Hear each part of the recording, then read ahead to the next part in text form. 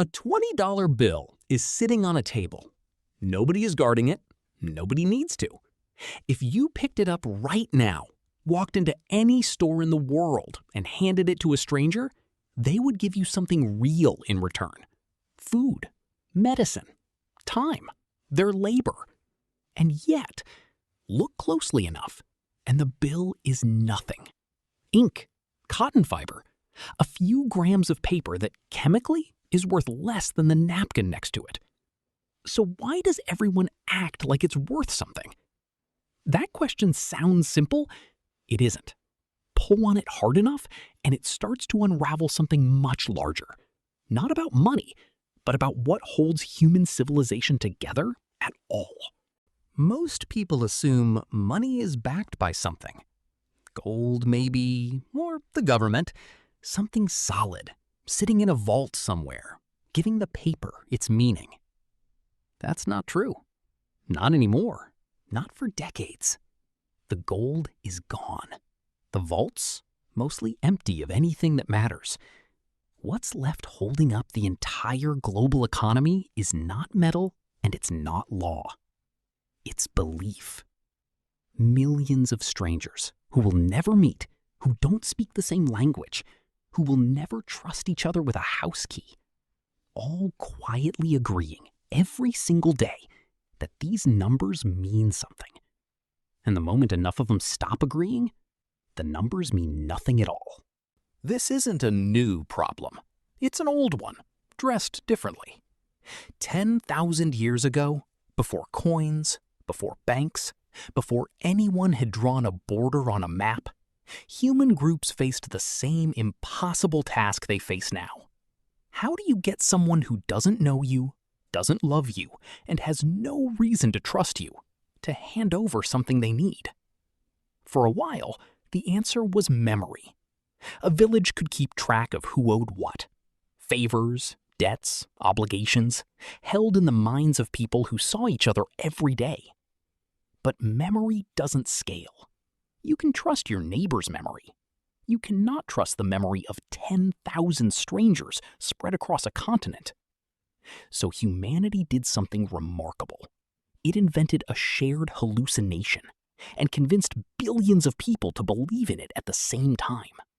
Here is the part almost no one thinks about. Money is not a thing. It's an agreement pretending to be a thing. A shell was once money. So was salt. So was tobacco leaf, cattle, and slabs of stone too heavy to move. None of these objects had power on their own. The power came from something invisible, layered on top of them. A story repeated by enough people that the object meant something beyond itself. And once enough minds hold the same story simultaneously, something strange happens. The fiction starts behaving like a fact. In 2001, Argentina discovered exactly how fragile that fiction can be. For years, the peso had value because people believed it would keep having value tomorrow. Then, confidence broke. Banks froze accounts. Overnight, the money in people's hands didn't disappear physically. The paper was still there, still printed, still real to the touch. But the story around it had collapsed. And a story, once enough people stop believing it, cannot be propped back up by force. Citizens who had gone to sleep with savings woke up effectively poor, not because a resource vanished, because a shared belief did. That's the part that should unsettle you. Money isn't destroyed like a building or stolen like an object. It simply stops being agreed upon. And when it does, it evaporates in a way nothing physical ever could. Zoom out further, and the pattern gets stranger. Every complex human system, nations, corporations, religions, laws, borders, runs on the exact same invisible fuel. None of them are physical. You cannot hold a country in your hand. You cannot touch a corporation. A border is a line that exists only because enough people agree not to cross it without permission. Humans are the only species on Earth that organizes itself at massive scale around things that do not exist. A lion doesn't need to believe in Kenya to live there. A wolf pack doesn't need shared mythology to hunt together. But a human civilization of 8 billion strangers cannot function without one. Money didn't just happen to be a fiction. It had to be. Nothing physical could ever move fast enough or scale far enough to connect that many people who will never meet. There's a colder way to say all of this.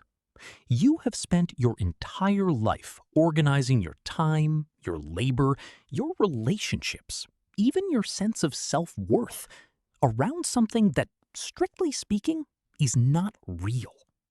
Not gold, not law, not nature. A story so widely believed that it became indistinguishable from truth. And the uncomfortable question underneath all of it isn't really about money at all. It's this: how much of what you call reality is simply a belief that enough people agreed to stop questioning? Somewhere, right now, a bill is changing hands. Someone is trading hours of their life, their labor, their exhaustion, sometimes their health, for a few printed rectangles of paper. They will do it again tomorrow, and the day after that. Not because the paper has power, because they believe it does, and because everyone around them believes it too. That belief, repeated by billions, quietly, without ceremony, every single day, is the closest thing humanity has ever built to magic. We just stopped noticing the trick a long time ago.